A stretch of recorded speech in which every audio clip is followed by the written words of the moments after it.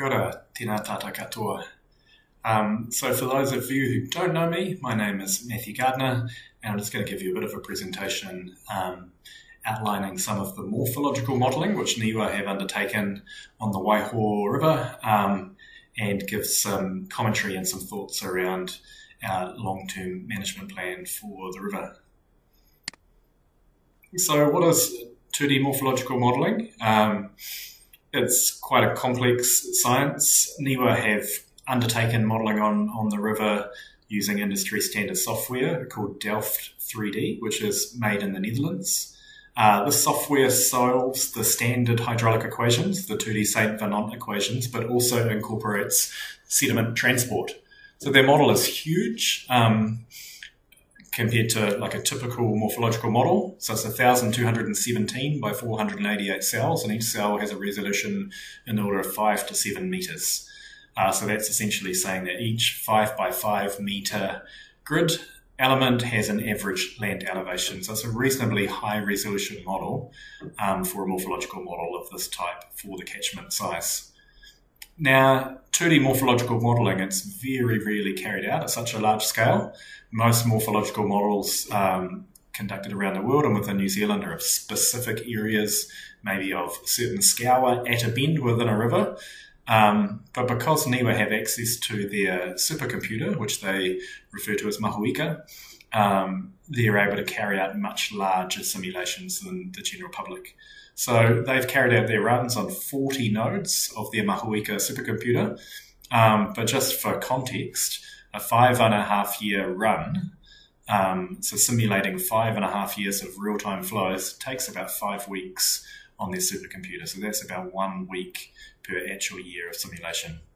So it's very computationally expensive. So what is their morphological model and how do they calibrate it? So they've started the model based on actual LiDAR data which has been collected. As many of you will know, we have numerous LiDAR data sets from 2016, 19, 23. We have 2 in 23 and 2 in 24, and we've now got 1 in March 2025. So they've started their model from a previous LiDAR data set. They've run the actual flows which occurred, or what their estimate of their actual flows were, because there's no flow gauge in the river, and then they've compared the results from their model with what happened in reality. So I'm going to go through this quite quickly as I have quite a lot to cover. However, you can see on the left, we have the results of the morphological model from June 2023 to January 2024, and we can see very similar extents on the right from June 2023 to 24 based on the actual LiDAR. So whilst there are some differences, we get an overall general pattern. Our aggradation downstream of the gorge is similar volume and area of aggradation upstream of the gorge, and a very similar extent for our LiDAR. And here's just a comparison. So the red lines is a tracing of the edge based on the aerial imagery in July 2024, and our blue line is the forecast or the prediction from the morphological model. So slightly greater volume of lateral erosion has occurred in the model. However, if we compare that with our latest imagery from March 2025, you can see that whilst they were giving a slightly bigger estimate, it's not beyond the realm of what could happen, because we've actually gone beyond that already. So keep moving. So the model has then been validated.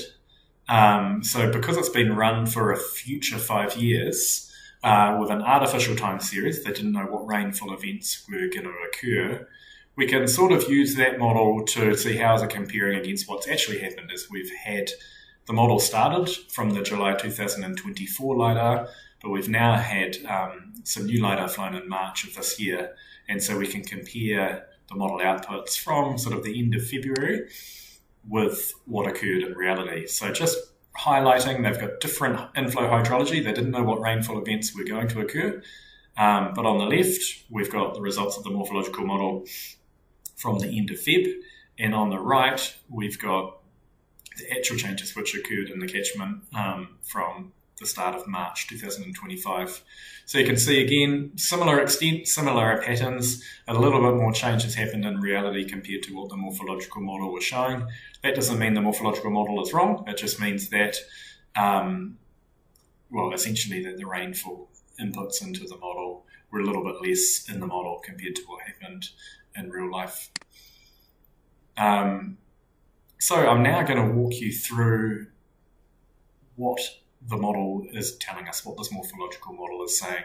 So I'm going to show two sets of results here. So the model's been run with the existing stop bank infrastructure, and it's also been run with a proposed extension to Havel's Wall. So on the right-hand side of the screen, you get the results with the Havel's Wall extension, and on the left, you get the results with the existing infrastructure.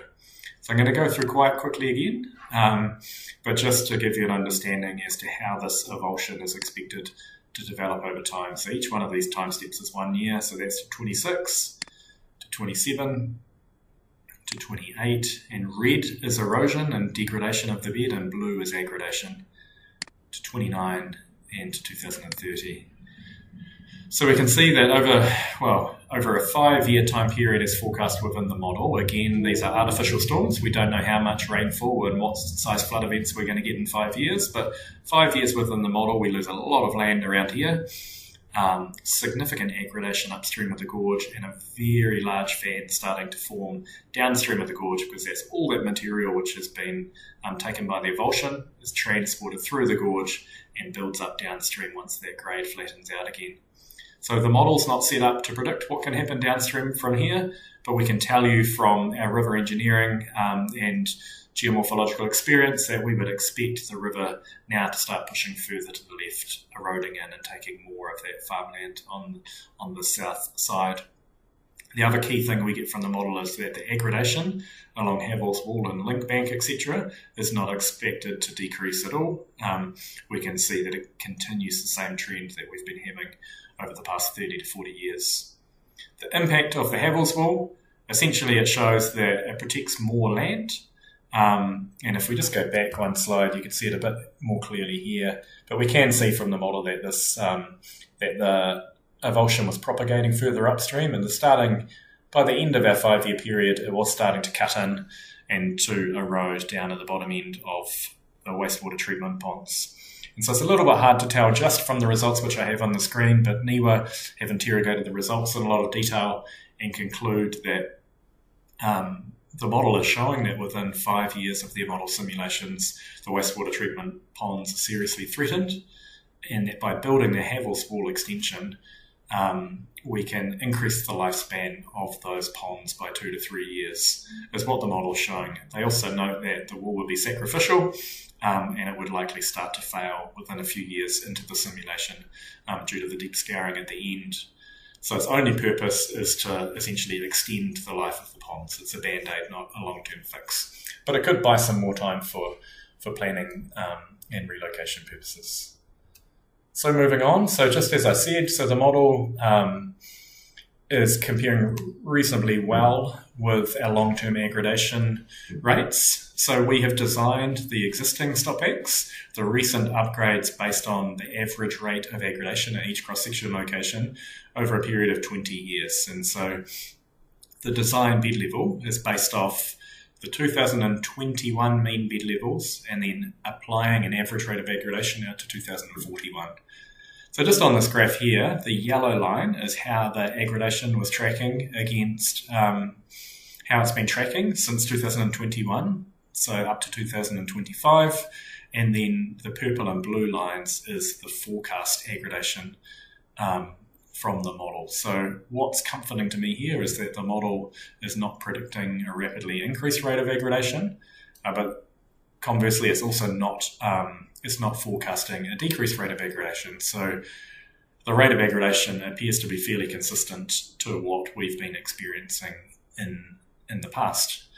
So that's good news in a way, because it means that the existing design appears to be suitable for a 20-year life period. However, again, noting we're 4 to 5 years into the lifespan of that already, so we've only got potentially 15 years left before the level of service of that stop bank will be compromised. So just emphasising that decisions need to be made sooner rather than later. So what's the impact of the wall? The impact of the wall is quite significant.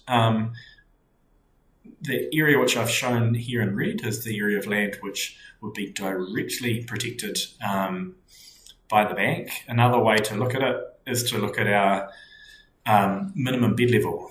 So this is a little bit complex, but essentially the bed level is changing dynamically through the entire simulation. It's going upwards and downwards, scouring and grading during flood events. And NIWA have pulled off some results for me which look at what's the minimum bed level over the course of the entire simulation. And this is just one visualization of that. And so the blue shows where that land is higher as a result of having the Havel's Wall extension in place. So a lot of this land here is as a result of the Havel's Wall extension is a lot higher, indicating that we're providing protection to these treatment ponds. Because if this land was to scour down, we would expect that the rock walls, which are currently protecting it, would start to fail and get undercut, exposing these ponds to being attacked from the river. Now, there's one further benefit from the wall, which isn't immediately shown in the morphological modelling, and that's because it really depends on the braid alignment at the start of the simulation as to how a morphological model will behave. So I just want to highlight that if a braid alignment was to bounce off the end of that Canavan's knob, as has happened in the past, and head directly towards the end of the Havel's Wall there, without the Havel's Wall extension, would be very likely to form an additional avulsion, which will only accelerate the effects of the existing avulsion, so the ponds would get taken earlier.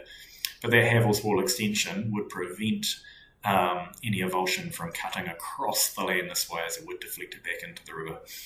So that's just one additional and quite significant additional advantage of the Havel's Wall extension, which is not being shown in the current morphological modelling. So I'm now going to run through just some of the monitoring which we've been carrying out and we intend to carry on into the future.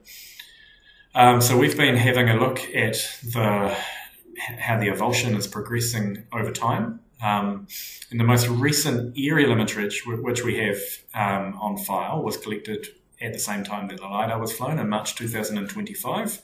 So here's just an image of the extent of the avulsion there. We can see we've had very significant lateral erosion. The avulsion has developed more and more. And then using some modern satellite imagery technology, we're able to basically upscale or increase the resolution of low resolution satellite imagery using some AI algorithms that we are lucky to have access to here at Land River Sea. And so here's just a comparison. This is showing how the river was at the start of July 2025. So I think it was the 4th or 5th of July of this month. And so we can see that we've had more than 100 metres of land taken just over 3 months in a period of relatively low flows. So it's quite fascinating and alarming to see how rapidly this avulsion is developing. But what it really seems to be doing at the moment is taking more width than progressing upstream towards the ponds. And so this here is just a wee animation, just showing one over the top of the other, just swiping away so you can see how much land has been lost. And so that's image is a really low 10 metre grid image which has been enhanced with AI, and hence you saw a few anomalies in the imagery there. I'm now going to move on to what the likely impact is on Lake Morphological from the current avulsion and the blocking of the outlet to Lake Pratt. So I'll show you a profile of the LiDAR contours shortly, but what we do know is that for Lake Pratt to have any threat of entering into Lake Morphological, the outlet of Lake Pratt would need to grade significantly, and the lake would need to rise by at least 8 to 9 metres before any water is going to overflow into the lake. So Potters Creek is already flowing into Lake Morphological, bringing in large amounts of sediment, and so we wouldn't expect that like the environmental or geomorphological impact of that to be any worse than the existing state. In fact, we would expect the impacts to be much less, as the main sediment from the Waiho River is not going to be transferred over the high point in the land. It would essentially be fine sediments entering the lake more than the large Waiho gravels. So Potters Creek has always flowed into the lake, and much more sediment is coming from Potters Creek than we would expect to come from the Waiho.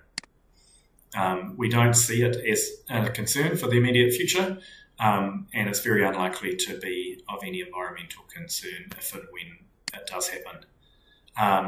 And just to point out that Lake Pratt is currently rising and falling based on our observations, and we assume that essentially it's blocking a little bit of the outlet, it's rising up, and then once enough pressure has built, it seems to be cutting its own channel through. So it is likely to continue to rise as the river aggrades, but there does seem to be some natural processes in allowing some of the water out, at least. And here's just a profile. So that red line is the location where I've drawn the profile, just showing you the lie of the land. So the lake outlet is down here. That's essentially where the lake is at the moment. And so we can see that the lake outlet would have to rise all the way up to above a contour of 96 or 97 metres. It's currently at 88 before it would spill down and be able to enter into Lake Morphological. So just a little bit of a rundown as to potential impacts on the south side as a result of the avulsion. The modelling is very clearly showing, and it's as we would expect, that over time the avulsion is expected to capture more and more of the flow from the Waiho River. So more and more of that flow is going to be going down through the Tartary Gorge over time, until eventually it's likely that, at least for a period of time, 100% of the flow, all the flood events will be completely captured until that fills up.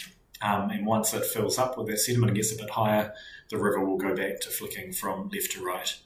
However, in the coming years, the model is showing that during some floods it does flip back to the left-hand side, so running down the Rubbish Dump Bank and Milton's and Others Bank. And so in the coming years, there is still reasonably high risk of some quite high velocity and high shear stresses, etc., running against the existing infrastructure. So we conclude that in the short term, at least, we do need some protection in place on the south side for Milton's and Others, etc. But we do need to point out that further upstream from there, the modelling is showing that the river is going to continue to aggrade regardless of the avulsion. The NZTA banks haven't been upgraded, and it is quite likely that over time these will become at risk of overtopping and quite likely to fail. So all of that land, which is being currently protected by Milton's and Others, will still be at risk from inundation if the river was to overtop upstream. So really put in a strong recommendation for managed retreat. What's our impact on the Tartary? So essentially, the Tartary is very high risk now. There's an increased risk that the Waiho can avulse into the full area. So as I pointed out before, it could cut across further to the right if the brain alignment is right, taking out more land.